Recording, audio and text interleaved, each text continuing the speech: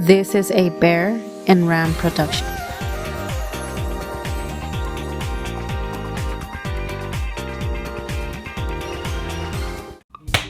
Alright, welcome to Bearman's episode 2. Made a decorative bottle opener with a hand-drawn design on it, engraved. Yeah, kept it simple. Check it out. So I drew this picture. This picture is just a bear with a log.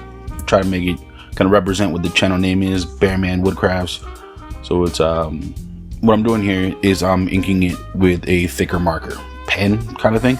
And it's just so that Lightburn can detect the lines a little bit better. Later on, I'll erase the lines, so it's not trying to detect pencil lines also. Just nice, simple pen lines.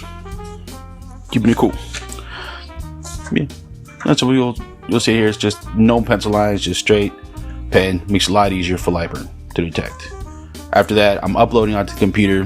The way I did it, just took a picture, uploaded it to my Google Drive, and then click and drag right into Lightburn. Takes it really easy. Well, once you click and drag, it's going to be a weird size. You can just grab a corner, resize it to whatever size you need. Nice and easy. Just focus on what you need. Get into those little into that grid and size that you need. Once you hit the trace feature, we're going to isolate the bear itself. Just click and drag a square over the bear, and that way it only traces that one feature. The trace feature usually has a good tolerance for what to detect, but it's not perfect. So what we're doing here is we're going to play around with the fill and light settings until we can detect all the little random particles that it's trying to embed into the picture. You'll see them here. So one by one, we're just gonna play around with the fill and the line option to see what's there and what's not, and just click and erase each one of these little particles. I don't need them, and I don't need the laser to be trying to engrave all these useless pieces. So just check this one out.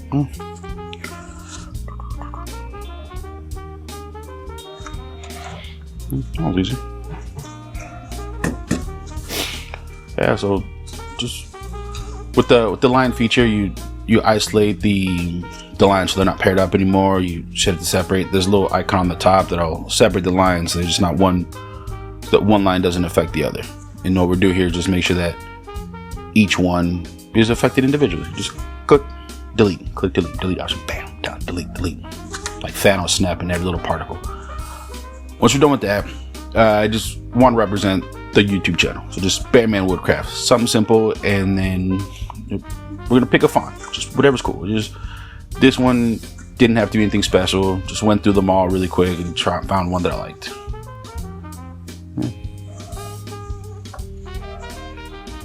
Just put them right there, nice and easy.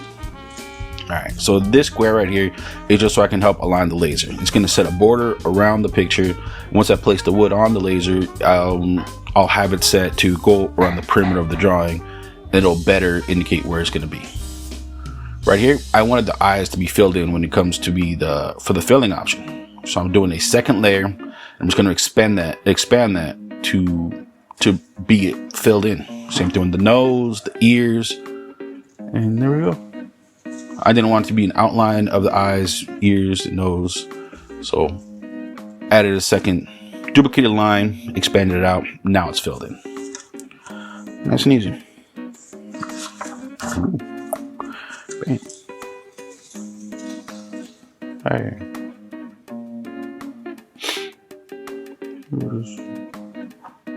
What are we doing here? There we go. The red thing, just so I can see a different color. There's nothing special about the red thing.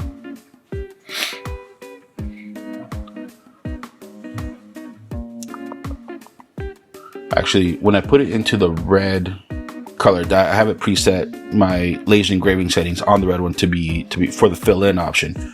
I think blue is for line work, red is for fill in, and from there I'll play around with those settings. That way I'm not messing around with all the different layers, and I'm only adjusting one setting. This is gonna be a fill option. So right here, this is my junk box. I have offcuts, just scrap wood. I don't want to throw all my wood away, so just if I don't need it, toss it in there. So I'm looking for just something that I can use for this project. I didn't have a piece of wood planned in mind ahead of time, so I just looked in there. This one looked pretty cool, so it's nice and solid. I don't want to use plywood or particle board, and I just engraved it. I did engrave it several times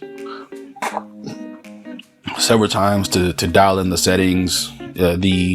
You can see in the middle of the wood there's a different grain pattern that affected the way the laser embedded into the wood, and it seemed to be more dense. So the actual picture itself did not go on there so clear. You see, it was a bit more shallow of an engraving.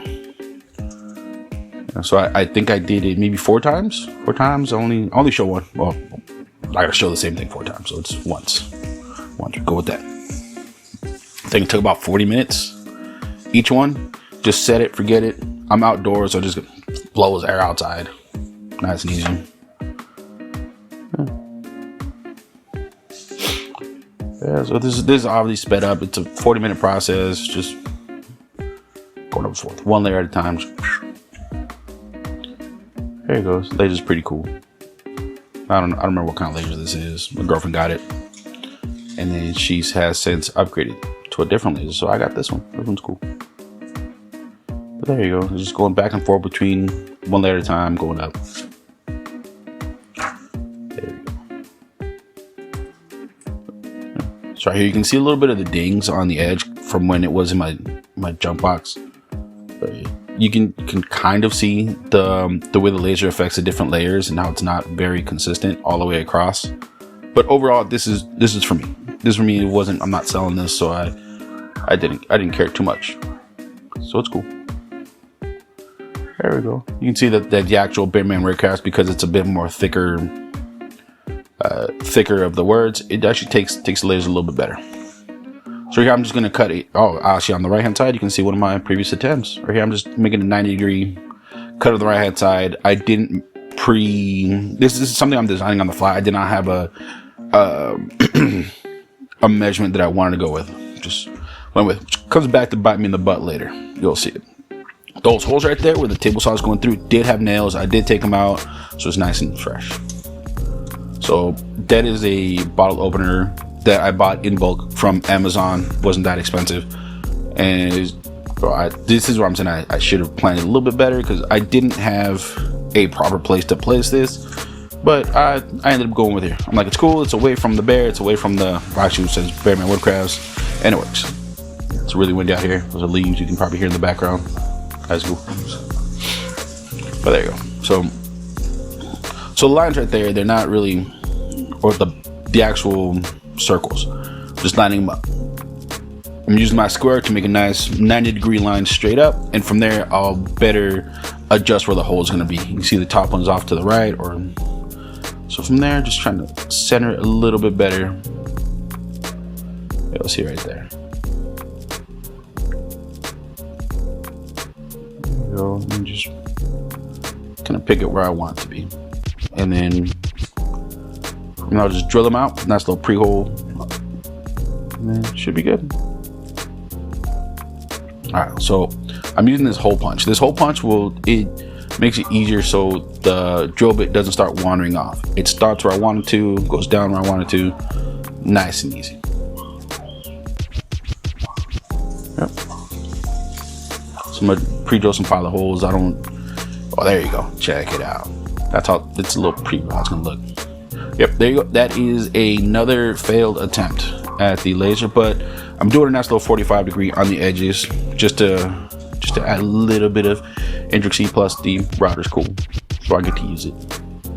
All right, once it's done, I did a nice sanding. I did from 120 up to 320, and I just added some Danish oil here. Just brush it on, comes off really nice, and just gonna go all the way through. I got these sponges in bulk at the Dollar Tree. So once you pre-drill, or the pilot holes as they call them, I'm using a screwdriver. I don't want to use a drill. I just want to make sure I can control the tension on the screws. Too much, it'll strip, and I definitely don't want the screws freely spinning in there. So once you feel it tight, it's good. that. Do we need more beyond that? I don't know. I mean, a little glue would have been nice, but nah. I do have so check this out. This hanging hardware here, mainly used for pictures. Because I'm using tension on the actual bottle opener, this was definitely not a good idea. I will remove these later and do something else, but I thought these would have been enough, but they're not. But I did the same thing with these, drilled a few pilot holes, and then went in with the screwdriver.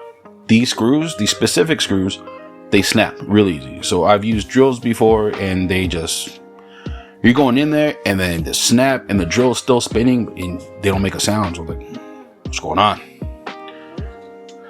So in this case, just a screwdriver is best. You'll see some wood razors up there to get away from the bottle opener. You can see on the bottom left corner there's some holes from the nails. Once again, this is for me, so I don't need it to be perfect. I just need it to work. There you go. You can see right here. See how it's moving? That's because I use that hanging hardware. All these bottles, I did multiple takes. It's literally 1-2 bottles, I think, filled with water. I put the cap back on just to show that it worked. But here you go. After this, I realized that this was a terrible idea, so I connected it to the wall a different way. But it works. It worked. So what I'm doing here is I'm just drilling some pilot holes. I'm going to screw this to the wall instead of hanging it on there. All right, that's a nice little drill press. Good story about this drill press. I got it at a yard sale for like $10. Solid. It works. Not a single problem with it. It's old, but it works. Just go in there, just drill some pilot holes.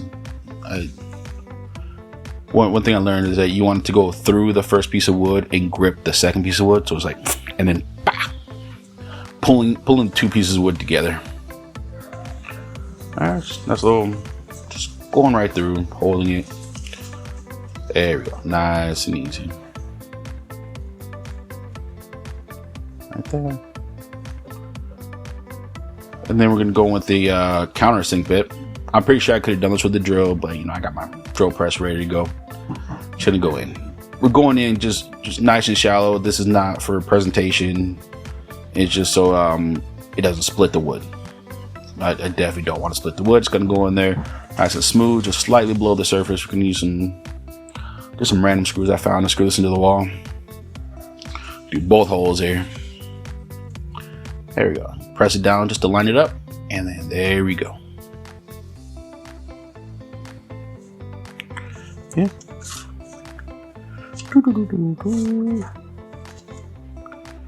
All right, so right there, we're just gonna screw it right in. I don't know what kind of screw these are. These are just what I had on hand. Going right in there. And I did use a level to level this out, but you couldn't really see it from the angle I was, so I just took it out. But there you go, nice and there you go. It's nice, it's sturdy, it's not gonna move this time, and the bottle's gonna drop straight down. Another Sprite filled with water. It works, but it works. Another one. Oh, filled with water. There you go. And there you go. It's sturdy. It's not going anywhere. It'll open every bottle nice and easy now. And there you go. Thanks for watching. Don't forget to like, comment, subscribe. I'm not taking requests for what you want me to make. I'm just gonna make what I want. I don't care. Enjoy it. Share with your friends. I'm pretty sure there's different, better methods I could have used to make this. I don't care. Fuck it, it's for me. It works. It says Bear Man Woodcrafts, and that's what I wanted, and I like it. Peace. See you next time.